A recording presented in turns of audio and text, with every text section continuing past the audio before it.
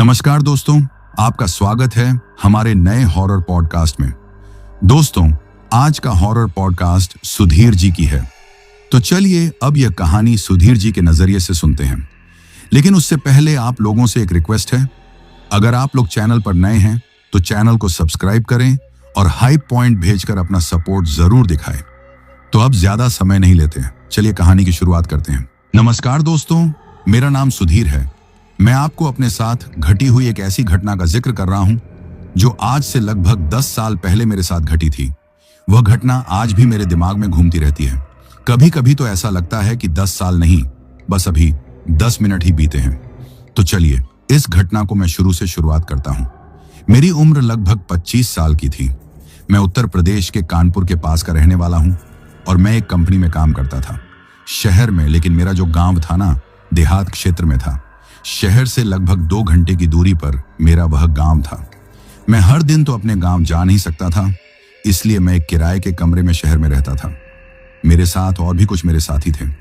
मैं महीना 2 महीना पर अपने गांव जाता था जब मेरी वीकली छुट्टी होती थी। मैं ऐसा ही टाइम देखता था जिसमें मेरे काम का नुकसान ना हो। मेरी वीकली छुट्टी रविवार की थी, तो मैं कोशिश करता था कि शनिवार की शाम को जब ऑफिस का काम खत्म हो जाता था तब मैं अपने गांव की तरफ चल देता था बस के द्वारा। और ऐसी ही वह शनिवार की शाम थी। मैंने अपने गांव जाने का प्रोग्राम बना लिया था। मेरे रूम का पार्टनर एक बाइक लिए थे पुरानी, तो मैंने उनसे पूछा कि भाई, क्या आप मुझे अपनी बाइक गांव जाने के लिए दे देंगे? तब उसने मना नहीं किया। कहने लगा, इसमें इतनी शर्माने वाली क्या बात है, हम एक ही घर में रहते हैं, एक ही कंपनी में काम करते हैं, आप ले जाओ। मैं बड़ा खुश हो गया। मेरे मन में भी इच्छा थी कि मैं अपने लिए एक मोटरसाइकिल खरीद लूं, लेकिन अभी मेरे घर के हालात सही नहीं चल रहे थे। जो भी कमाता था घर पर खर्च हो जाता था और इसलिए मैं मोटरसाइकिल खरीद नहीं पा रहा था। रात का करीब 9 बज रहा था। मैं अपने रूम से तैयार होकर के निकला। मेरे पास में एक पिट्ठू बैग था जिसमें अपने घर वालों के लिए कुछ ना कुछ लिए हुए था। छोटे बच्चों के लिए मिठाई और चाचा के लिए रम की बोतल। उनको रम पीना बहुत पसंद था, तो उनके लिए मैं एक बोतल जरूर खरीद करके ले जाता था, तब वह खुश हो जाते थे। मेरे रूम पार्टनर ने उस मोटरसाइकिल के बारे में थोड़ी बहुत जानकारी दी कि अगर रास्ते में रुक जाए तो क्या क्या करना है। और वैसे तो ये रुकेगी नहीं, क्योंकि मैंने इसकी सही ढंग से मरम्मत करवा दी है। मेरा अनुमान था कि मैं 11 बजे रात तक अपने गांव पहुंच जाऊंगा। मैं खुश था। चलो, आज मैं पहली बार मोटरसाइकिल से अपने गांव जा रहा हूं। एक रोमांच था मन में। जब मैं बस से अपने गांव जाता था ना, तो बस बहुत लंबा चक्कर कटवा करके मेरे गांव के पास पहुंचती थी। आधा घंटा से ज्यादा फालतू टाइम लग जाता था। एक रास्ता और था, वह शॉर्टकट था। जो बाइक चलाने वाले लोग हैं, कार से जाने वाले लोग हैं या अन्य छोटी वाहन वाले लोग इसी रास्ते का इस्तेमाल करते थे। मैं भी सोच लिया था कि मैं इसी रास्ते से अपने गांव जाऊंगा, लेकिन मुझे नहीं पता था कि आज मेरे साथ में ऐसी घटना घटने वाली है कि वह मैं जिंदगी में कभी भूल नहीं सकता। 1 घंटा के सफर के बाद मौसम बिगड़ने लगता है कि बस कुछ ही देर में बारिश आ जाएगी। और मैं थोड़ा यह सोचकर परेशान हो गया कि अगर बारिश आ गई तो मैं अच्छी तरह से भीग जाऊंगा। मैं भीगना नहीं चाहता था, लेकिन अभी सिर्फ बादल उमड़ रहे थे, गरज रहे थे, लेकिन बरस नहीं रहे थे। और मैं तेजी से अपनी बाइक चलाने लगता हूं। अचानक तूफान आ जाता है। तेज तेज हवा चलने लगती है, लेकिन बारिश की एक बूंद भी नजर नहीं आ रही थी। यह एक जोरदार आंधी थी। एक पल तो ऐसा लगा था कि मैं बाइक से गिर जाऊंगा। हवा का बहाव बहुत तेज था। मुझे लगने लगा कि कहीं पर बाइक रोक देनी चाहिए, नहीं तो इतनी तेज हवा चल रही है, मेरे साथ कुछ घटना ना घट जाए। और मैं रोड के बगल के घर के पास अपनी बाइक रोक देता हूं। वह घर अंधेरे में डूबा हुआ था। कोई भी रोशनी नजर नहीं आ रही थी, बस रोड के किनारे था। इसीलिए मैंने उस जगह पर आंधी से बचने के लिए शरण ले ली थी। आंधी बहुत तेज चल रही थी। अगर मैं उस घर के पास रुकता नहीं तो शायद मेरे साथ में कोई भी दुर्घटना हो सकती थी। मैंने अच्छा किया यहां रुक करके। मैं अपने मन को समझाता हूं कि ठीक है, इस जगह पर मैं सुरक्षित हूं। जब आंधी रुक जाएगी तब मैं यहां से चल पड़ूंगा। मैं समय का अनुमान नहीं लगा पा रहा था। हर तरफ अंधेरा ही अंधेरा था। मेरे अनुमान से लगभग 1.5 घंटा से ऊपर आंधी चलती रही थी। फिर धीरे धीरे हवा की स्पीड कम होती है और फिर मैं चलने के लिए तैयार हो चुका था। लेकिन जिस घर के पास मैं रुका हुआ था, जो दरवाजा मुझे बंद दिखाई दे रहा था, अचानक वह दरवाजा खुलता है। एक अधेड़ व्यक्ति दरवाजे से बाहर निकलता है और मेरी तरफ देखता है। आप कौन हो भाई? कहाँ के रहने वाले हो और कहाँ जाने वाले हो? मैं उसकी तरफ देख करके बोलता हूं कि मैं शहर से आ रहा हूं और अपने गांव जा रहा हूं। लेकिन आंधी आने की वजह से मैं आपके घर के पास रुक गया था। लेकिन अब आंधी की स्पीड कम हो चुकी है तो मैं अपने गांव जा रहा हूं। लेकिन अचानक दरवाजा खुलता है और वह अधेड़ व्यक्ति निकलता है ना, तो एक बार तो मैंने थोड़ा डर महसूस कर लिया था कि घर में तो अंधेरा था।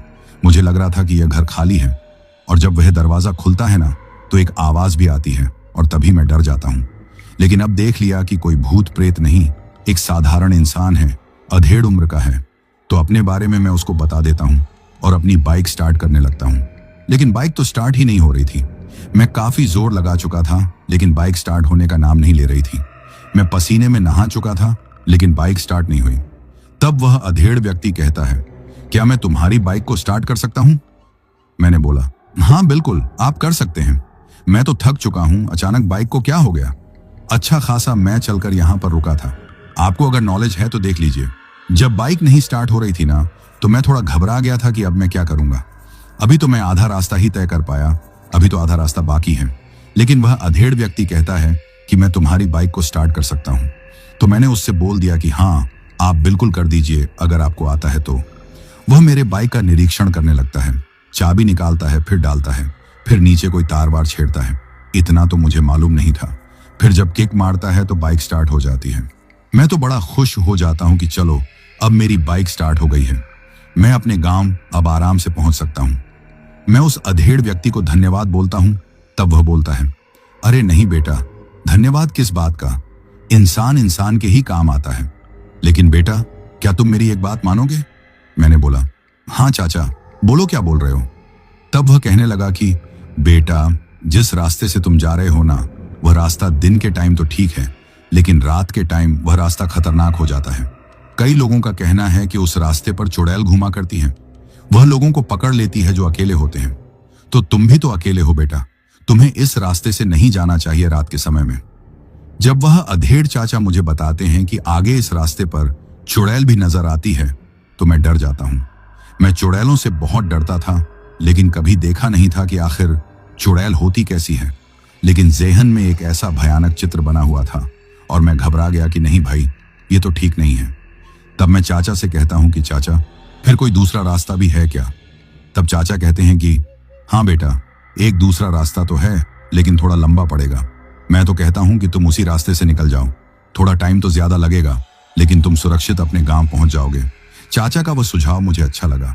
फिर मैं उनसे पूछता हूं कि चाचा उस रास्ते के बारे में मुझे बता दो कि किधर है वह रास्ता। चाचा कहने लगे कि बेटा इसी रास्ते पर 1 किलोमीटर आगे जाओगे तब वहां देखोगे कि एक तालाब है, एक बरगद का पेड़ है। इस बरगद के पेड़ से रास्ता दाहिने साइड में तुम्हें नजर आएगा, उसी रास्ते को तुम पकड़ करके सीधा चलते जाना, तुम अपने गांव तक पहुंच जाओगे। चाचा की बात सुनकर के मैं थोड़ा खुश हुआ। तब मैं उनसे पूछता हूं कि चाचा जब मैं यहां पर आया था, आंधी तूफान जब चल रहा था तो मुझे लगा कि यह घर खाली है क्योंकि यहां रोशनी कोई दिखाई नहीं दे रही थी। तो क्या आप इस घर में अकेले रहते हैं? तब चाचा एक लंबी सांस लेते हैं और कहते हैं कि हाँ बेटा, कभी यह घर खुशहाल था, मेरा पूरा परिवार यहां रहता था, लेकिन अब कोई नहीं है मेरे अलावा। तब मैं उनसे पूछता हूं कि आपका परिवार कहां है? तब वह कहते हैं कि छोड़ो बेटा, तुम्हें लेट हो रहा होगा, तुम निकल जाओ। मेरा क्या है, मुझे कहीं थोड़ी जाना है, मुझे तो इसी घर में रहना है, निकल जाओ बेटा। मैं उनके परिवार के बारे में जान नहीं पाया था लेकिन मैंने उनका चेहरा देखा था, उदास हो गए थे। मुझे लगा कि कुछ ना कुछ उनके परिवार के साथ में अनहोनी हुई है, लेकिन वह बता नहीं रहे थे। मैं अपनी बाइक लेकर उसी रास्ते 2 पर चल पड़ा था। मैं देख रहा था कि वह तालाब कहां पर है, वह बरगद का पेड़ कहां पर है, लेकिन मुझे नजर नहीं आ रहा था। मुझे अंदाजा तो हो गया था कि 1 किलोमीटर से मैं ज्यादा चल चुका हूं, तो अभी तक वह तालाब दिखाई क्यों नहीं दे रहा है, वह बरगद का पेड़ नजर क्यों नहीं आ रहा है। मैं इस रास्ते से पहली बार गुजर रहा था रात के टाइम में। इससे पहले मैं एक रिश्तेदार के साथ इस रास्ते से गुजरा था, लेकिन वह दिन का टाइम था, उस बात को भी काफी समय हो चुका था। मैं हर तरफ देख रहा था, मौसम जो बिगड़ा हुआ था वह साफ होने लगा था। आसमान में जो बादल थे वह छंटने लगे थे और चांद मुझे दिखाई देने लगा। मुझे लगा कि अब बरसात नहीं होगी, ना आंधी तूफान आएगा, चलो मेरे लिए अच्छा है। लेकिन जब तालाब नजर नहीं आता है, बरगद का पेड़ नजर नहीं आता है, तो मैं थोड़ा परेशान हो जाता हूं। आगे तो मैं चलता ही रहता हूं, लेकिन दूर दूर तक कोई भी बरगद का पेड़ नजर नहीं आ रहा था जो रास्ते पर हो और उसके पास में तालाब भी हो। मैं मन ही मन परेशान था, वह तालाब मुझे क्यों नहीं दिख रहा है। अब तो मुझे लगता है कि मैं ज्यादा ही सफर कर दिया हूं, तो तालाब मुझे क्यों नहीं दिखा। तभी मुझे एक रोशनी नजर आती है। लगता है कि उस जगह पर घर है। घर है तो परिवार भी होगा, लोग भी होंगे। चलो वहीं चलते हैं और उनसे पूछते हैं कि वह तालाब कहां पर है, बरगद का पेड़ कहां पर है, जहां से वह रास्ता कटता था मेरे गांव की तरफ जाने के लिए। कुछ ही देर में मैं उस घर के पास पहुंच जाता हूं जो इसी रास्ते पर था। मैं वहां अपनी मोटरसाइकिल रोकता हूं और उस घर के दरवाजे की तरफ देखता हूं जो खुला हुआ था, लेकिन वहां पर कोई लोग दिखाई नहीं दे रहे थे। मैं उस दरवाजे पर पहुंच जाता हूं, दरवाजे के अंदर देखने की कोशिश करता हूं। अंदर से रोशनी निकल रही थी जो बाहर तक नजर आ रही थी। दरवाजा भी खुला हुआ था, मतलब लोग अभी जगे हुए थे इस घर में, तभी तो दरवाजा खुला हुआ था। लेकिन लोग हैं कहां पर, कोई नजर क्यों नहीं आ रहा है। मैं आवाज लगाने लगता हूं, कोई है इस घर में। अगर इस घर में कोई जाग रहा हो तो कृपया करके एक बार दरवाजे तक आ जाए। मैं आवाज लगा करके दरवाजे के पास इंतजार करने लगा। तभी एक परछाई रोशनी के अंदर नजर आती है जो धीरे धीरे बढ़ती जाती है। वह परछाई किसी औरत की थी जो मुझे साफ लग रही थी, लेकिन परछाई तो नजर आ रही थी, लेकिन वह औरत अभी तक नजर नहीं आई। आखिरकार परछाई दरवाजे पर रुक चुकी थी। मैं समझ नहीं पा रहा था यह परछाई किसकी है। परछाई नजर आ रही है तो औरत कहां पर है। ये क्या झमेला है भाई। सच कहूं तो मुझे डर लगने लगा कि कहीं मैं गलत घर में तो नहीं आ गया हूं, कहीं यह घर उस चुड़ैल का तो नहीं है जिसके बारे में चाचा बता रहे थे। एक बार तो दिल कांप गया था, बदन में एक ठंडी लहर दौड़ गई थी, पूरा शरीर कांप गया था। और तभी एक आवाज सुनाई दी, वह भी एक औरत की, तुम उधर कहां देख रहे हो, मैं तो तुम्हारे पीछे खड़ी हूं। जब मैं आवाज सुनता हूं ना, वह भी अपने पीछे से, मैं उछल जाता हूं डर से। मुंह से बाप रे बाप निकलता है। तब वह औरत खिलखिलाने लगती है। जब मैं पलट करके देखता हूं, जब वह हंस रही थी, खिलखिला रही थी, वह नौजवान थी, मेरी ही उम्र की लगभग थी। खुले हुए बाल थे, हंसता हुआ चेहरा, बड़ी बड़ी आंखें जो उस चेहरे को खूबसूरत बना रही थीं। लेकिन वह परछाई किसकी थी जो मैंने उस दरवाजे से निकलते देखा था। और मैं मुड़ के देखता हूं तो परछाई गायब हो चुकी थी। अभी भी वह लड़की हंस रही थी, खिलखिला रही थी और कह रही थी कि मैंने कैसा डराया तुम्हें, डर गए थे ना, उछल गए थे ना, बाप रे बाप बोलने लगे थे ना। जैसे उस लड़की को बहुत मजा आ रहा हो मुझे डराने में। वाकई में मैं डर तो गया था, इसमें कोई शक नहीं था। लेकिन अब वह लड़की शांत हो गई थी और कहने लगी, क्या बात है नौजवान, क्यों आवाज दे रहे थे मुझे। तब मैं अपना डर भूल जाता हूं और अपनी समस्या उस लड़की को बताता हूं कि मैडम जी, मैं तालाब वाले रास्ते को ढूंढ रहा था जहां पर एक बरगद का बड़ा सा पेड़ है, लेकिन वह जगह मुझे नहीं मिल रही है। तो क्या आप बता सकती हैं कि वह कहां पर है। जैसे ही मैं तालाब का नाम लेता हूं, बरगद का नाम लेता हूं, उस लड़की के चेहरे पर एक डर का साया देखता हूं। वह लड़की सेकंडों के लिए डर जाती है। मुझे उसका डरना देख करके अचरज होता है कि बात क्या है। मैं फिर कहता हूं, मैडम जी, क्या आपको मालूम है कि तालाब कहां पर है, बरगद का पेड़ कहां पर है। अब उसका चेहरा नॉर्मल हो चुका था, लेकिन मैंने वह डर उसके चेहरे पर देखा था।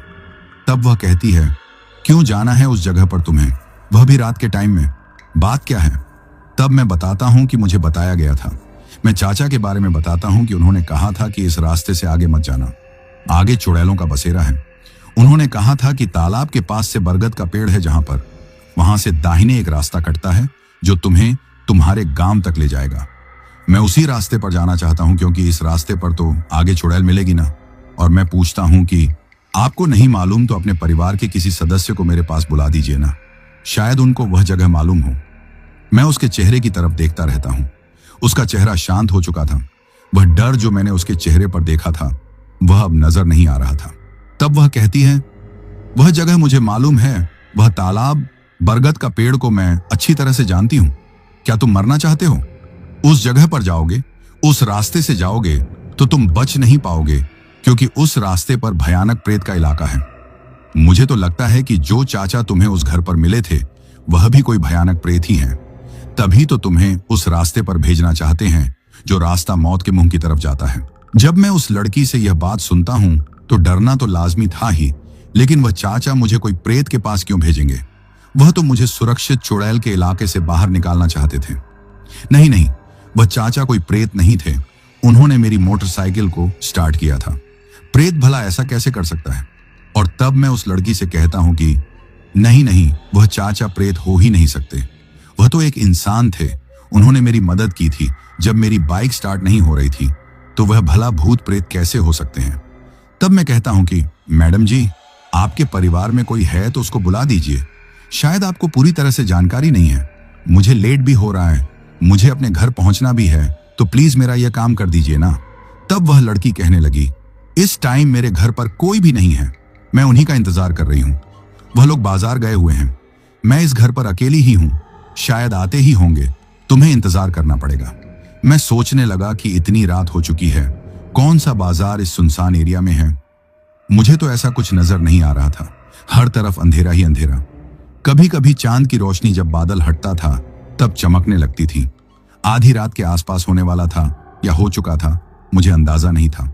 तो आखिर यह परिवार कहां गया हुआ है? आसपास में कौन सा बाजार, कौन सा हाट लगता है? मैं समझ गया ये लड़की मुझे टरका रही है, शायद इसको पता भी नहीं है। घर पर अकेली है ना, इसलिए मेरे साथ टाइम पास कर रही है ताकि इसको डर नहीं लगे। तब मैं कहता हूं कि मुझे अब जाना होगा, पता नहीं आपका परिवार कब आएगा, कब तक यहां पर मैं इंतजार करूंगा। मैं उस तालाब को आगे कहीं तलाश लेता हूं। आप मेरे साथ मजाक कर रही हैं, मुझे डराने की कोशिश कर रही हैं। तालाब वाले रास्ते में भूत प्रेत मुझे पकड़ लेंगे, यही बात है ना? वह कहती है कि नहीं नहीं, मैं तुम्हें डरा नहीं रही हूं, जो मुझे पता है वही तुम्हें बता रही हूं। तुम उस तालाब के पास में बिल्कुल मत जाना। उस बरगद के पेड़ से जो रास्ता कटता है, वहीं से प्रेतों का इलाका शुरू हो जाता है। और मैं सच कह रही हूं, वह चाचा कोई प्रेत हैं जो तुम्हें उस रास्ते पर भेजना चाहते हैं। मुझे लगा कि अब यहां रुकना बेकार है, मुझे आगे निकलना चाहिए। ये लड़की मेरा टाइम खराब कर रही है, देर हो रही है, और मैं अपनी बाइक स्टार्ट कर देता हूं। तब वह लड़की जोर जोर से मुझे आवाज देती है, रुक जाओ, अभी आगे मत जाना, थोड़ी ही दूरी पर वह तालाब है, तुम खतरे में पड़ जाओगे, तुम यहीं पर रुक जाओ, आगे खतरा है। लेकिन वह लड़की झूठी लगती है, इतनी देर से मेरा टाइम खराब कर दिया था। मैं उसको नजरअंदाज करता हूं, फिर उसी रास्ते पर आगे की तरफ चल पड़ता हूं। अब तो वह लड़की बता ही दी थी कि थोड़ा दूर आगे जाने पर वह तालाब नजर आ जाएगा। यही तो मैं पूछना चाहता था, तब से मेरा टाइम खराब कर रही थी, लेकिन मैं डर चुका था लड़की की बात सुनकर के।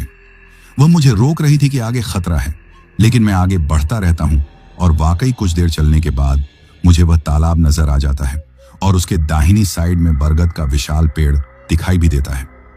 जब मैं दोनों चीज देख लेता हूं तो मुझे थोड़ा राहत मिलती है। मैं चुड़ैल के इलाके से तो बिल्कुल जाना नहीं चाहता था, जैसे चाचा ने कहा था, और मैं तालाब वाले रास्ते से बरगद के पेड़ के पास आ जाता हूं। वाकई में एक साफ सुथरा रास्ता मुझे दिखाई दे रहा था। आसमान में अब चांद भी नजर आ रहा था और उसकी रोशनी हर तरफ चमकती हुई नजर आ रही थी। मैं उस रास्ते को दूर तक देखता हूं। उस रास्ते पर मुझे कोई भूत प्रेत नजर नहीं आते। मतलब वह लड़की मेरे साथ में कोई खेल खेल रही थी, मेरे साथ मजाक कर रही थी, मुझे ऐसा ही लगा था। और मैं उसी रास्ते पर अपनी बाइक आगे बढ़ा देता हूं, लेकिन दाएं बाएं देखते हुए, क्योंकि दाएं बाएं घनी झाड़ियां थीं। और कुछ दूर तक मैं निकल भी जाता हूं, लेकिन कोई भी प्रेत भूत मुझे नजर नहीं आता है। और मैं उस लड़की की बात पर मन ही मन हंसने लगता हूं कि वह जरूर मजाकिया लड़की है, अब मेरे साथ मजाक ही कर रही थी। उसका इरादा मेरे साथ ऐसा ही था। घर में अकेली थी ना, इसलिए मुझे रोकना चाहती थी कि जब तक उसका परिवार लौट कर ना आ जाए तब तक मैं उसी के साथ रहूं, बात करूं ताकि वह डरे ना। मुझे तो ऐसा ही लगा था। मुझे लगा कि बस सही रास्ता मिल चुका है, डर वाली तो बात ही नहीं है। बस अब बाइक दौड़ाते चले जाओ और आखिरकार मेरे गांव का रास्ता मिल ही जाएगा। और ऐसा ही करता हूं। मुझे लगता है कि अब टाइम नहीं लगेगा घर पहुंचने में। और तभी जब मैं आगे देखता हूं तो हैरान रह जाता हूं। देखता हूं कि यह रास्ता आगे तो बंद पड़ा है, आगे झाड़ियां ही झाड़ियां नजर आ रही हैं, जैसे रास्ता यहां पर खत्म हो गया है। ये क्या चक्कर है भाई? मुझे अपनी आंखों पर विश्वास नहीं हो रहा था। यह रास्ता कैसे बंद हो सकता है? मैं बाइक रोक करके उतर जाता हूं ताकि जो मैं देख रहा हूं, मेरी आंखों को यकीन हो जाए कि जो मैं देख रहा हूं वही सच है। मैं डेड एंड पर आ चुका था। वह रास्ता वाकई बंद था, उसके आगे रास्ता था ही नहीं, घनी झाड़ियां नजर आ रही थीं। ऐसा कैसे हो सकता है? मेरी आंखों का धोखा है क्या? लेकिन वह धोखा नहीं था, वाकई में आगे रास्ता नजर नहीं आ रहा था। मेरी बाइक की रोशनी दूर दूर तक फैली हुई थी और आगे झाड़ियां ही झाड़ियां दिखाई दे रही थी। जो मैं देख रहा था वह बिल्कुल सच था, मेरी आंखों का कोई भरम नहीं था। रास्ता बिल्कुल बंद था, मतलब वह रास्ता वहीं पर आकर के खत्म हो जाता था। ऐसा तो होता नहीं है, एक रास्ता बंद होता है तो दूसरा रास्ता जरूर नजर आता है, लेकिन यहां कोई दूसरा रास्ता नजर आ ही नहीं रहा था। तो क्या मतलब था इसका? मुझे लगने लगा कि मुझे वापस जाना चाहिए। चाचा ने मुझे गलत बता दिया है, उनको शायद मालूम नहीं होगा। और मैं लौटने के लिए सोचता हूं, फिर एक नजर पीछे देखता हूं तो मेरी आंखों पर विश्वास नहीं हो रहा है। जो मैं देखता हूं ना, वाकई वह सच है जो मैं देख रहा था। जंगली भैंसें, एक नहीं कम से कम 10 तो जरूर होंगी, जो दौड़ती हुई मेरी तरफ आ रही थी। उनके बड़े बड़े सींग एक मजबूत हथियार की तरह लग रहे थे। सबसे डरावनी उनकी आंखें थीं, जो लाल नजर आ रही थीं, और उनके पैरों से उड़ती हुई धूल मिट्टी एक अलग ही डर पैदा कर रही थी। वह सब देख करके मैं इतना खौफ में भर गया था कि मैं समझ ही नहीं पाया कि यह सब क्या हो रहा है। मुझे अब क्या करना चाहिए? वह हर पल भैंसें मेरे नजदीक आ रही थीं।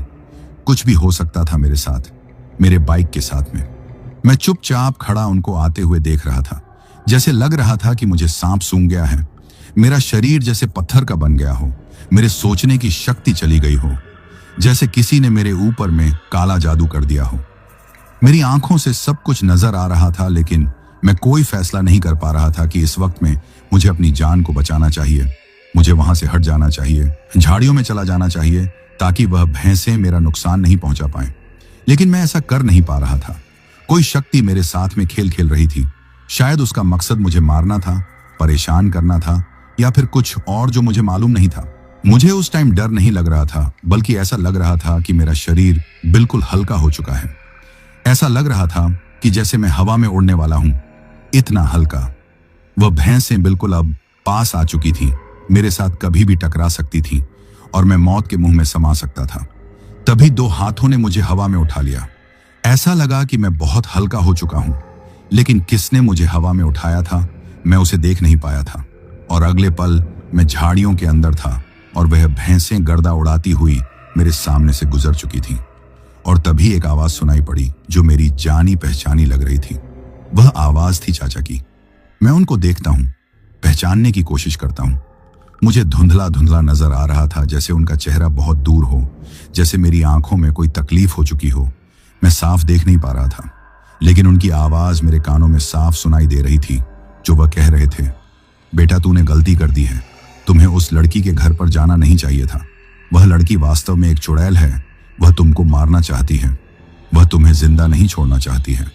लेकिन मैं तुम्हारी मदद करूंगा, मैं तुम्हें इस जगह से दूर लेकर जाऊंगा। वह तुम्हें पकड़ नहीं पाएगी, तुम्हें छू भी नहीं पाएगी। लेकिन ये चाचा तो बहुत पीछे छूट गए थे, उनका घर तो बहुत पीछे था। ये यहां तक कैसे पहुंच गए? ये क्या रहस्य है भाई? अगले पल मैं अपने होशो हवास में आता हूं ना, तो मुझे धुंधला दिखाई नहीं दे रहा है। जो भी मैं देख रहा हूं वह साफ नजर आ रहा है। मैं देखता हूं कि थोड़ी ही दूरी पर चाचा खड़े दिखाई दे रहे हैं, लेकिन उनकी आंखों की रंगत बदल चुकी है। उनकी आंखों की रंगत अब लाल नजर आ रही है। मैं उनको देख करके हैरान हो जाता हूं। कहता हूं कि चाचा आप यहां कैसे, और आपकी आंखों को क्या हुआ? इसका रंग तो लाल हुआ पड़ा है। तब चाचा कहने लगते हैं, बेटा मैं समझ गया था कि तू उस लड़की के जाल में फंस जाएगा, फिर उसकी जाल से कभी निकल नहीं पाएगा। वह ऐसी ही है शुरू से ही। मैं उसको अच्छी तरह से जानता हूं। मैं उसके हर कार्यों को अच्छी तरह से पहचानता हूं कि कब क्या कौन सा खेल खेलने वाली है। वह देखने में सुंदर इंसान की तरह जरूर लगती है, लेकिन वह एक चुड़ैल है, प्रेतनी है। उसको कुछ दिनों के बाद तेज भूख लगती है, फिर वह इंसान का खून पीना पसंद करती है। आज फिर उसको भूख लगी है और वह तुम्हारा खून पीना चाहती है, हर हालत में। लेकिन मैं ऐसा होने नहीं दूंगा। मैं हमेशा उसको रोकने आया हूं और आज फिर मैं उसको रोकूंगा। मुझे कुछ भी समझ में नहीं आ रहा था कि चाचा इतनी जल्दी यहां कैसे पहुंच गए और उस लड़की के बारे में इतनी बातें सब कैसे जानते हैं। कौन लगती है उनकी वह लड़की? मुझे तो यह सब एक भयानक सपना की तरह लग रहा था। मुझे लगता था कि मैं अपने घर पर बिस्तर पर सोया हूं, एक भयानक सपना देख रहा हूं। मेरी आंख खुलेगी और सब कुछ सही हो जाएगा। लेकिन यह कोई भयानक सपना नहीं, मेरे सामने सब कुछ चल रहा था लाइव। तो वह लड़की वास्तव में वह चुड़ैल थी। तो मुझे वहां क्यों नहीं पकड़ लिया? मुझे इतना क्यों टाइम दिया? अगर वह मुझे मारना चाहती तो अपने घर के पास ही मार सकती थी। इतनी दूर क्यों भला? मैं चाचा की तरफ देख रहा था। चाचा उस रोड की तरफ देख रहे थे जिस रोड से मैं आया था। वह भैंसें तो अब नजर नहीं आ रही थीं, जैसे हवा में गायब हो चुकी हों या फिर झाड़ियों के अंदर चली गई हों। वह रास्ता बिल्कुल साफ नजर आ रहा था, जैसे मैंने पहले देखा था। चाचा मुझे झाड़ियों से बाहर निकालते हैं और फिर हम उस रास्ते पर आ जाते हैं। उसके बाद जो मैं देखता हूं विश्वास नहीं होता। मेरी बाइक बिल्कुल सुरक्षित खड़ी हुई थी, उसको खरोंच तक नहीं आई थी। उसके ऊपर से तो दौड़ती हुई भैंसें निकल चुकी थी। उसका तो कचूमर बन जाना चाहिए था, लेकिन वह सही हालत में थी। ऐसा भला कैसे हो सकता है? जिस मोटरसाइकिल के ऊपर से मोटी मोटी शक्तिशाली भैंसें गुजर जाएं और मेरी बाइक सही सलामत नजर आए, ये तो कमाल ही था। मैं उस रात बहुत ही उलझन में था।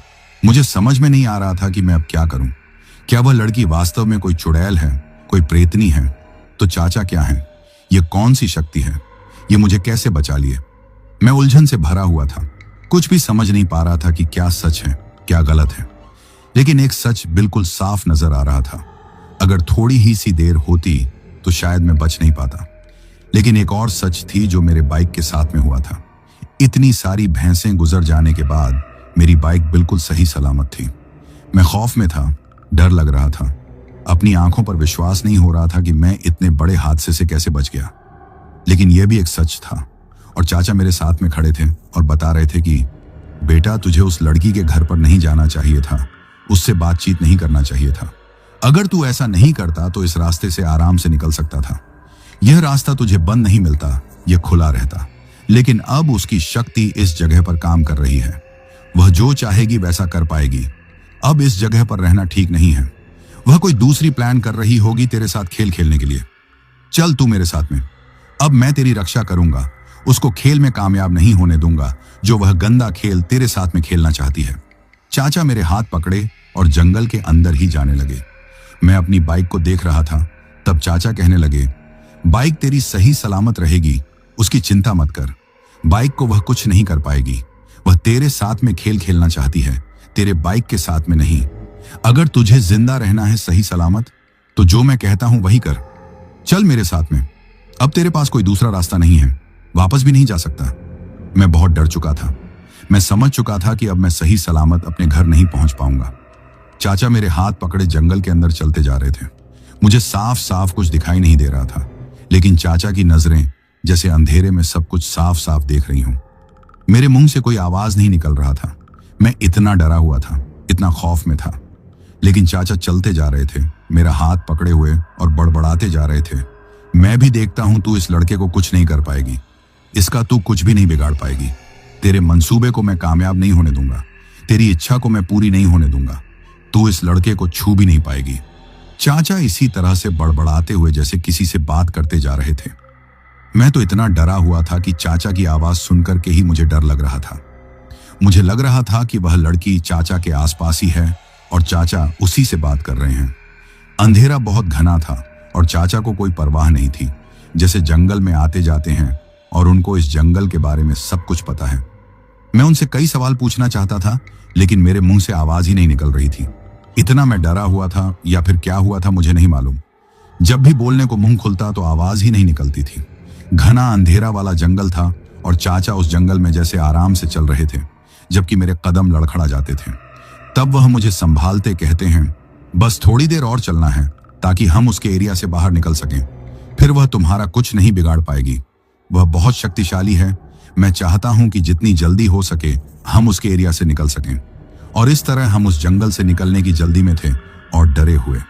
मैं तो समझ नहीं पा रहा था कि आखिर वह सुंदर सी लड़की प्रेतनी कैसे हो सकती है और वह चाचा इतनी जल्दी कैसे पहुंच गए। लेकिन जो मैं देख रहा था वह कोई दुस्वप्न नहीं था, एक हकीकत था जो मेरे सामने में गुजर रहा था। मैं उसका हिस्सा बना हुआ था। तब मैं अपने आप को कोसने लगा था कि मैं इस रास्ते पर क्यों आया। अच्छा भला मैं हाईवे से निकल जाता, तब मुझे यह सब भुगतना तो नहीं पड़ता। लेकिन अब पछताने से क्या होता है, अब तो बात बिगड़ चुकी थी। और तभी सामने जंगल में कुछ प्रकाश सा दिखाई देता है और चाचा इस प्रकाश की दिशा में चल रहे थे। मुझे बार बार कह रहे थे कि संभल करके मेरे पीछे पीछे आना। जैसे मैं चल रहा हूं उसी तरह से चलना, नहीं तो जंगल में बहुत सारे जहरीले सांप बिच्छू हैं। और मैं भयभीत हो गया। वह जैसे किसी से बात कर रहे हों, ऐसा ही मुझे लग रहा था। आखिरकार अकेला इंसान कितना बात कर सकता है। जैसे कभी ना कभी तो उसका मुंह बंद होगा। लेकिन वह शांत नहीं हो रहे थे, बड़बड़ाते हुए बोलते हुए चलते जा रहे थे और मैं बिल्कुल खामोश। कई बातें तो मुझे समझ में नहीं आ रही थी। और वह प्रकाश जो जंगल से आ रहा था, हम उसके नजदीक पहुंच गए थे। और जो मैं देखता हूं अपनी आंखों पर विश्वास नहीं होता। वह एक बड़ा सा घर था, सफेद रंग का। एक बड़ा सा लोहे का गेट जैसा दिख रहा है, वह भी सफेद रंग का। प्रकाश जो मुझे नजर आ रहा था वह भी सफेद था। और अगले पल चाचा और मैं उस गेट पर खड़े थे। मैं चाचा से कई सवाल जो मेरे मन में चल रहे थे पूछना चाहता था, लेकिन मेरा जुबान साथ नहीं दे रहा था। मैं कुछ बोलने की कोशिश करता तो जुबान खामोश रह जाती। मैं चाह करके भी कुछ बोल नहीं पा रहा था। ऐसा क्यों हुआ था ये तो मुझे मालूम नहीं था, लेकिन मैं अब समझ चुका था कि मैं एक ऐसी दुनिया के अंदर आ चुका हूं जहां पर मेरे साथ कुछ भी हो सकता था। और ऐसा ही मुझे लग रहा था। एक अलग सी दुनिया मुझे दिखाई दे रही थी। भला जंगल के अंदर में इतना बड़ा महल जैसा घर कौन बनवाता है? और तभी चाचा गेट पर दस्तक देने लगे। कुछ खास अंदाज में रुक रुक करके दस्तक दे रहे थे और अचानक गेट खुल जाता है और हम दोनों गेट की दूसरी तरफ घर के अंदर में पहुंच जाते हैं और वह गेट बंद हो जाता है। तब मैं देखता हूं कि हम जिस जगह पर खड़े हैं वह एक बगीचा है जिसमें अनेकों फूल खिले हुए हैं जो मैंने कभी देखे भी नहीं थे। उन फूलों का सुगंध मुझे मदहोश कर रहा था। ऐसा लग रहा था कि मैं कहीं मदहोशी में इधर उधर बहक ना जाऊं। जैसे कोई इंसान नशा कर लेता है और उसके कदम डगमगाने लगते हैं, ऐसा ही मेरे साथ में हो रहा था। और उन फूलों का चाचा के ऊपर कोई असर नहीं हो रहा था। वह आराम से मेरा हाथ पकड़े हुए आगे की तरफ चल रहे थे, जहां पर बड़े बड़े घर जैसे दिखाई दे रहे थे अलग अलग जगह पर। जैसे लग रहा था कि हम राजमहल के अंदर आ चुके हों, ऐसा ही प्रतीत हो रहा था। लेकिन अभी तक एक भी इंसान को मैं उस जगह पर देखा नहीं था। आखिर यह किसका राजमहल था? कौन रहता है यहाँ पर? चाचा मुझे यहाँ पर क्यों लेकर आए हैं? मन में सवाल तो उठ रहे थे, लेकिन मैं शांत रहा। मैं जानता था कि मैं चाचा से कुछ पूछ नहीं पाऊंगा क्योंकि मैं बोल नहीं पा रहा था। चाचा हमें एक घर के अंदर लेकर के आ जाते हैं जहां पर सफेद पर्दे से लेकर के दीवार तक जो वहां पर बैठने का साधन था, हर एक चीज सफेद नजर आ रही थी। और मुझे एक कुर्सी पर बैठने का इशारा करते हैं कि तुम यहां पर बैठो और मैं कुछ ही देर में आ रहा हूं। और उसके बाद एक सफेद पर्दा को हटाते हैं तो मैं देखता हूं कि वहां पर एक दरवाजा है और इस दरवाजे के अंदर चले जाते हैं। फिर पर्दा अपनी जगह पर आ जाता है और मैं अपने आसपास में सब देखने लगता हूं। मैं हूं कहां पर? मैं जिस जगह पर बैठा हुआ था वहां पर मेरे अलावा कोई दूसरा दिखाई नहीं दे रहा था। ना तो कोई नौकर, ना कोई नौकरानी। चाचा उस दरवाजे के पीछे गए, तब से वह बाहर नहीं आए थे। मुझे लग रहा था कि वह जल्दी से आ जाएंगे, लेकिन ऐसा नहीं हुआ। काफी टाइम गुजर चुका था और मुझे नींद आने लगी। शायद वह फूलों का असर था। उस फूलों में ऐसा कुछ था जो मैं समझ नहीं पा रहा था। ऐसा लग रहा था कि मैं कोई नशा कर लिया हूं। मुझे नींद आ रही है और मैं जहां बैठा था वहीं पर सो जाता हूं। जब मेरी आंख खुलती है तो मैं अपने आप को एक अंधेरी जगह पर पाता हूं जहां पर कुछ आवाज सुनाई दे रही थी, जैसे कोई दर्द में हो, कराहने की आवाज सुनाई दे रही थी, लेकिन कोई दिखाई नहीं दे रहा था। इतना अंधेरा वह जगह थी। मैं समझने की कोशिश कर रहा था कि मैं तो उजाले में बैठा हुआ था जहां पर हर एक चीज सफेद रंग की थी और चाचा मुझे इस जगह पर लेकर आए थे। तो आखिर मैं अंधेरे में कैसे आ गया? कराहने की आवाज किसकी है? कौन है? मैं पूछता हूं, कौन है मेरे बगल में? मैं कहां पर हूं? तब मुझे कोई स्पर्श करता है, छूता है। मैं भयभीत हो जाता हूं और तब एक आवाज सुनाई देती है, अब तुम भी इस जगह से निकल नहीं पाओगे। जैसा मैं फंसा हुआ हूं वैसे तुम भी इस जगह पर कैद हो चुके हो। जैसे मेरे साथ में हो रहा है अब तुम्हारे साथ भी वही होगा। तुम यहां से अब बाहर की दुनिया में जा नहीं सकते। तुम यहां पर कैसे आए और तुम हो कौन? तुम्हारा नाम क्या है? कौन से गांव के रहने वाले हो? वह आवाज दर्द में थी और मेरे से मेरा नाम, मैं कैसे आया, वह सब जैसे पूछ रहा था। आवाज से कोई नौजवान लड़का लग रहा था। इतना अंधेरा था उस जगह पर, मैं उसको देख नहीं सकता था, लेकिन आवाज से नौजवान लग रहा था।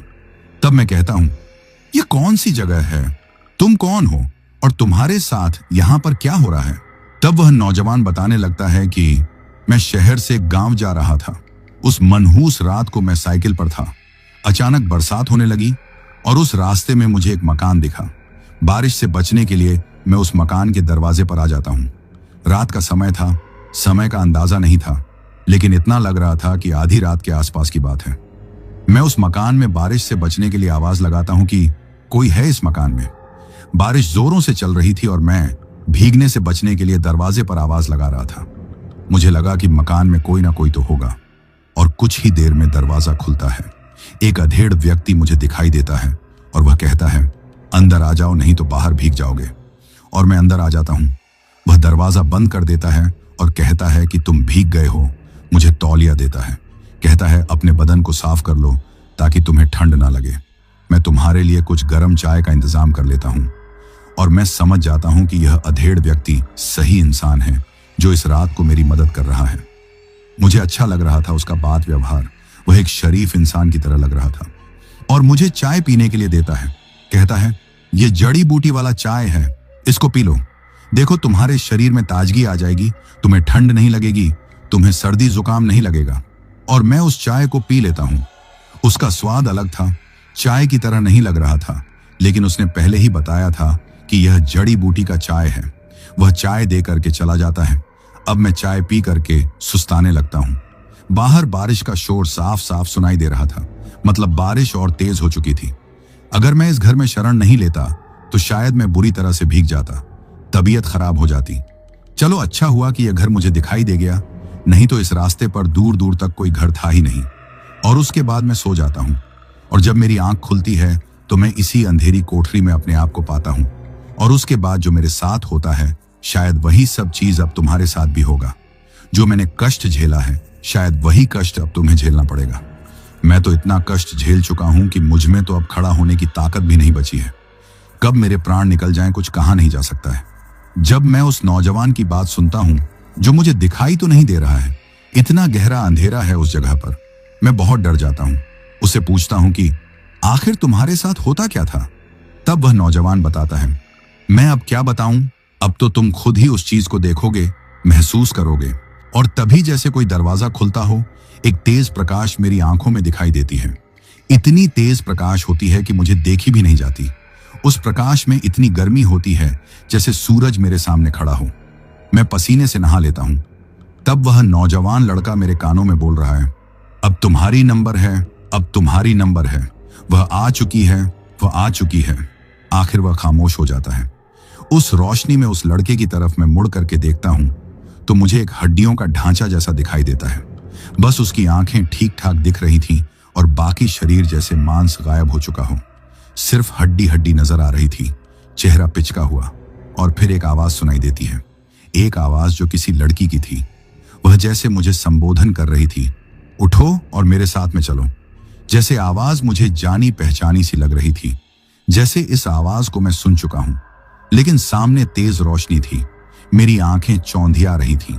उस लड़की का चेहरा मोहरा मुझे नजर नहीं आ रहा था, बस उसकी आवाज मुझे सुनाई दे रही थी। वह मुझसे कह रही थी, चलो उठो, अभी सुबह हो चुकी है, तुम्हें अब तैयारी भी तो करनी है, आओ। उसकी आवाज में जैसे मिठास भरी हुई है, उसकी आवाज में जैसे कोई जादू है, जैसे मैं सब कुछ भूलता जा रहा हूं, जैसे मैं उसको जानता हूं, पहचानता हूं, जैसे कोई अपना हो, वैसा ही मुझे फीलिंग होती है। और मैं उठ करके खड़ा हो जाता हूं, वह आगे आगे और मैं उसके पीछे पीछे। वह दरवाजे से बाहर निकल जाती है और उसके पीछे पीछे मैं भी।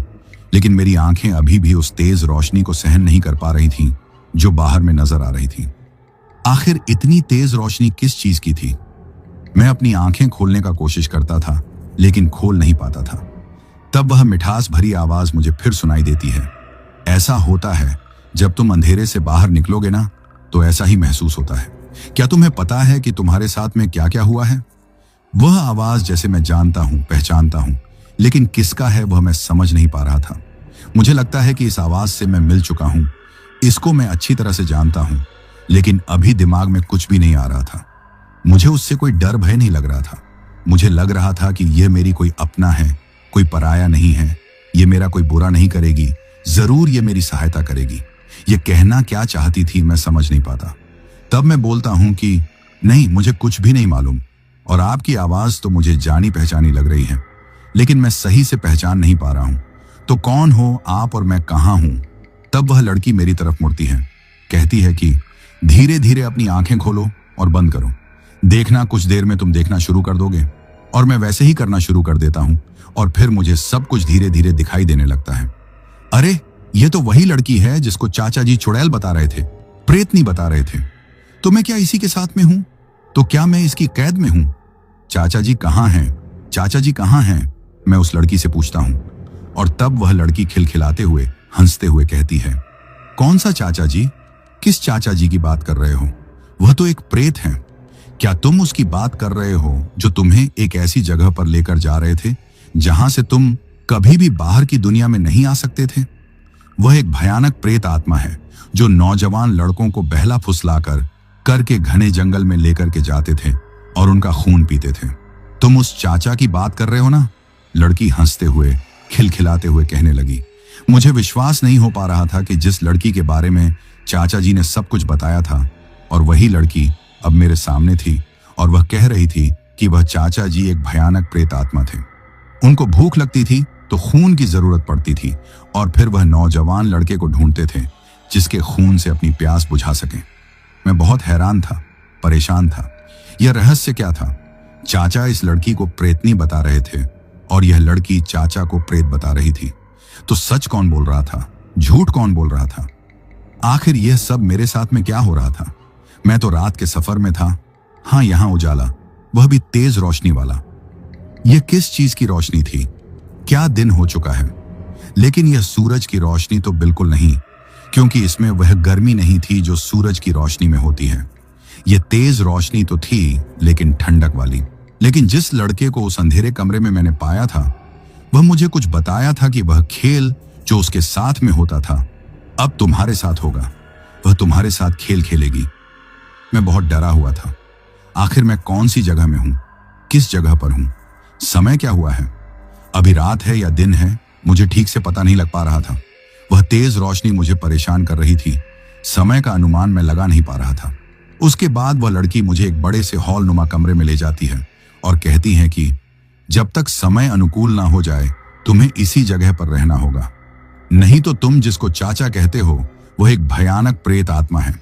वह तुम्हें उठा ले जाएगा और तुम फिर बच नहीं पाओगे और मैं तुम्हारी मदद बिल्कुल नहीं कर पाऊंगी।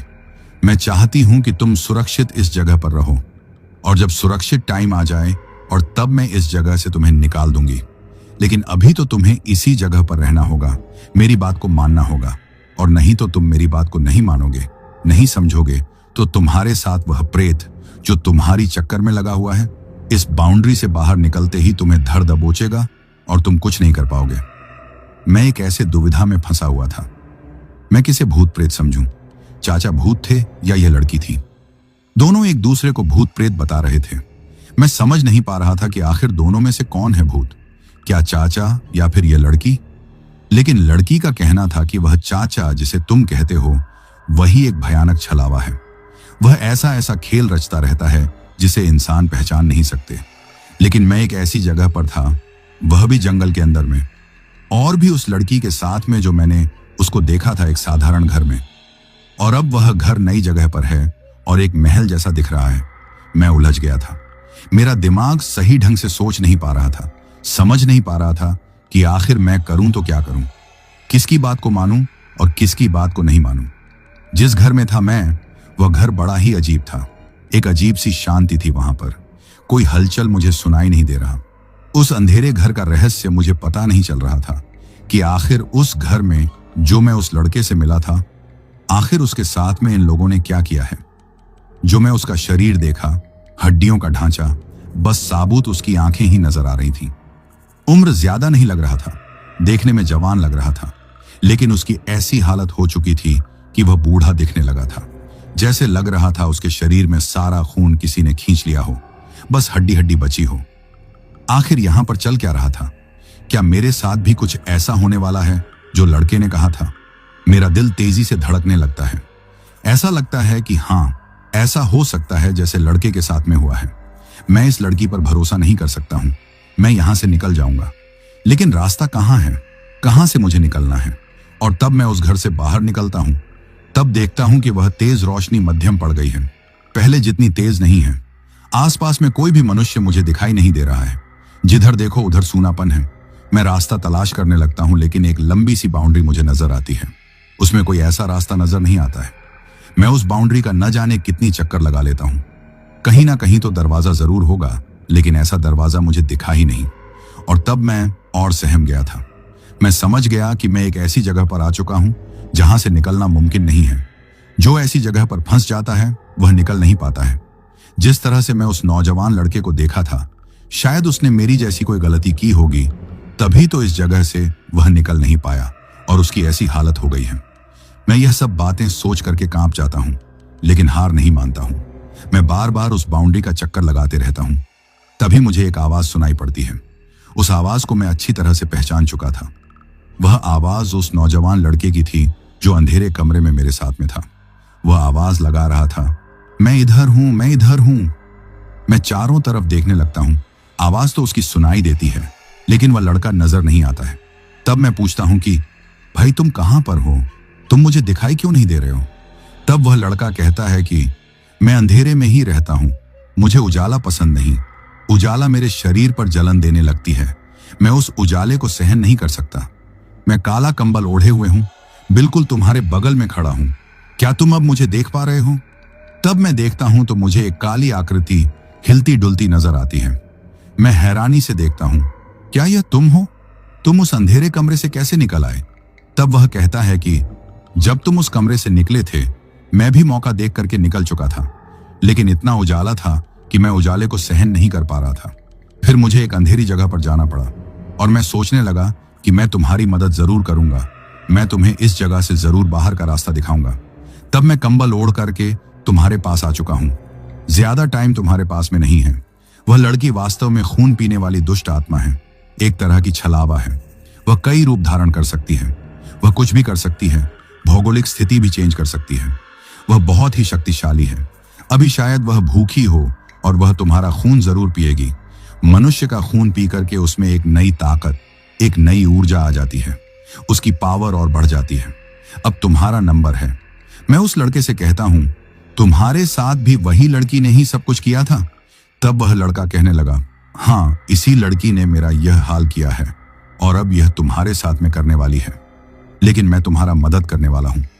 मैं तो इसे सोच नहीं कि मैं अपने घर लौट सकूं, लेकिन मैं तुम्हें जरूर इस छलावा नगरी से बाहर निकालूंगा ताकि तुम अपने परिवार में सही सलामत पहुंच सको। जो गलती मैंने किया था वह गलती तुम मत करना।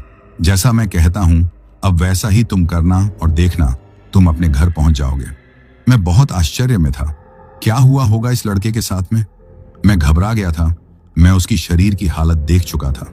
मुझे लग रहा था कि वह लड़का जो भी बात कह रहा है बिल्कुल सच होगा। लेकिन यह लड़का मुझे कैसे निकालेगा? इस बाउंड्री में तो कोई दीवार में कोई गेट ही नहीं है, दरवाजा नहीं है। शायद वह मेरे मन की बात समझ गया था और तब वह कहने लगा कि मेरे पीछे पीछे आओ। इस बाउंड्री में कोई गेट नहीं है, ऐसा ही दिखता है, लेकिन ऐसा है नहीं। मैं आगे चलूंगा, अब मेरे पीछे तुम आना, बिल्कुल मेरे साथ में सटे रहना और देखना मैं तुम्हें सही सलामत इस जगह से निकाल दूंगा। अब देर मत करो और ज्यादा सोचो मत। तुम्हारे पास वक्त की कमी है। वह लड़की कभी भी तुम्हें लेने आ जाएगी अपनी भूख शांत करने के लिए, और एक बार तुम्हारे शरीर से एक बूंद भी रक्त पी जाती है तो तुम मेरी तरह दिखने लगोगे। तुम चाह करके भी अपने घर जाना नहीं चाहोगे, जैसा मेरे साथ में हुआ है। मैं बहुत डरा हुआ था, घबराया हुआ था और मैं कहने लगा, क्या वास्तव में तुम मुझे इस जगह से निकाल दोगे? तब वह कहने लगा, बिल्कुल, देर मत करो, जैसा मैं कह रहा हूं और वैसा ही करो।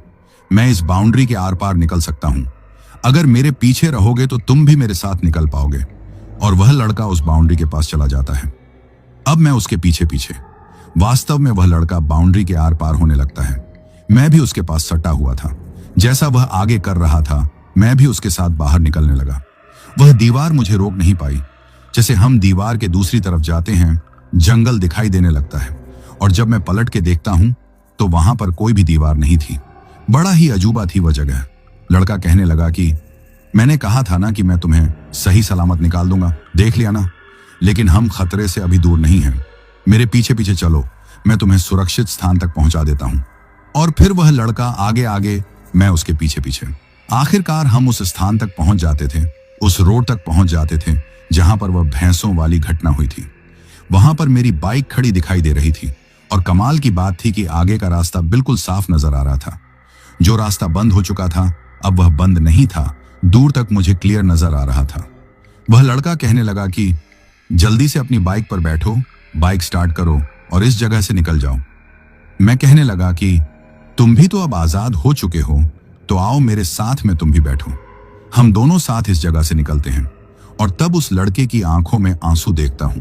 उसकी आंखों से आंसू टपक रहा था। वह कहने लगा कि ऐसा संभव नहीं है, मैं तुम्हारे साथ में नहीं जा सकता। तब मैं कहता हूं, क्यों नहीं, मैं तुम्हें लेकर चलूंगा। तुम्हारे घर तक मैं छोड़ूंगा, मैं तुमसे पक्का वादा करता हूं। तब वह कहने लगा कि नहीं दोस्त, मैं अब अपने घर जा ही नहीं सकता। मैं पूछने लगता हूं कि कारण क्या है, कुछ तो बताओ मेरे दोस्त। तब वह कहता है कि तुम देख नहीं पाओगे। मैं कहता हूं कि मैं सब देख लूंगा, तुम मत डरो, मैं तुम्हारे घर तक पहुंचा दूंगा और तुम पहले की तरह फिर से हो जाओगे, तुम्हारा परिवार तुम्हारी मदद करेगा। लेकिन वह लड़का बार बार कहने लगा कि तुम निकल जाओ मेरे दोस्त, निकल जाओ, अभी तुम उसके इलाके में हो, वह छलावा है, वह कुछ भी कर सकती है। ये जो रास्ता तुम्हें खुला हुआ दिखाई दे रहा है, वह हो सकता है कि कुछ देर के बाद में बंद नजर आए और फिर मैं तुम्हारी कुछ मदद नहीं कर पाऊंगा। मैं उस लड़के से कहने लगा कि तुमने मेरी बहुत मदद की है, तुम भी मेरे साथ में चलो। और तब वह मना करने लगा। वह मुझे बार बार आगे का रास्ता दिखा रहा था। निकल जाओ मेरे दोस्त, निकल जाओ, नहीं तो वह आ जाएगी, फिर तुम कभी जा नहीं पाओगे मेरी तरह। मैं भी जिद पर आ चुका था कि अगर तुम नहीं जाओगे तो मैं भी नहीं जाऊंगा। तब वह अपना कंबल हटा देता है और जैसे ही हटाता है मैं उसको देख नहीं पाता हूं। कहां, क्या हो? तब उसकी आवाज मुझे सुनाई पड़ती है और कहता है कि मैं यहीं पर हूं। मैं तुमसे कह रहा था ना कि तुम मुझे इस हालत में देख नहीं पाओगे। मैं अब जिंदा नहीं, मैं मर चुका हूं। मुझे मरे हुए ना जाने कितने साल हो चुके हैं, लेकिन तुम अभी जिंदा हो। तुम तो अपने घर जा सकते हो, अपने परिवार में रह सकते हो, लेकिन मैं नहीं। और उसके बाद वह दोस्त मेरा मुझे उस जगह से आगे की तरफ बढ़ने के लिए कहता है और मैं मोटरसाइकिल स्टार्ट करके और उस सड़क से जो बंद थी, उस सड़क पर मेरे साथ में वो भैंसों वाली घटना घटी थी। वह सड़क खुली हुई थी और इस सड़क से मैं मेन रोड पर पहुंच जाता हूं जो मेरे गांव के बहुत करीब में था। लेकिन इतना मैं डरा हुआ था, इतना घबराया हुआ था। जब अपने घर पहुंचता हूं तब मुझे लगता है कि हाँ, मैं अभी भी जिंदा हूं, नहीं तो मुझे नहीं लगता था कि मैं उस रात अपने घर पर पहुंच पाऊंगा। तो दोस्तों, ये कहानी यही खत्म हुई। और अगर आप लोग भी चाहते हैं कि आपका नाम वीडियो में लिया जाए तो अपना नाम और अपने शहर का नाम वीडियो में कमेंट करें। अगर आपको यह कहानी पसंद आई हो तो वीडियो को लाइक और चैनल को सब्सक्राइब करें ताकि और भी डरावनी कहानियां में आप तक पहुंच सकें। कहानी को अंत तक सुनने के लिए दिल से धन्यवाद दोस्तों। आज के लिए बस इतना ही, मिलते हैं जल्द ही कुछ नई कहानियों के साथ। तब तक के लिए अपना ध्यान रखिए।